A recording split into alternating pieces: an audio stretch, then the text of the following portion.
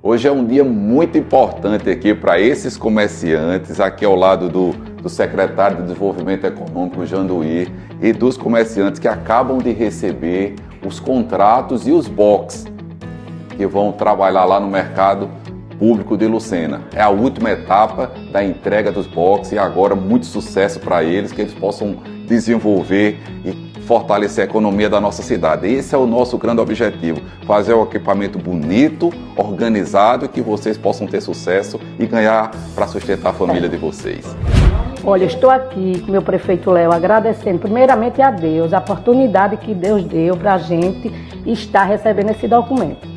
E se não fosse ele, a gente não estaria aqui. Então, meu prefeito, muito obrigado, que Deus te abençoe, dê muita saúde para o senhor conquistar tudo que o senhor merece.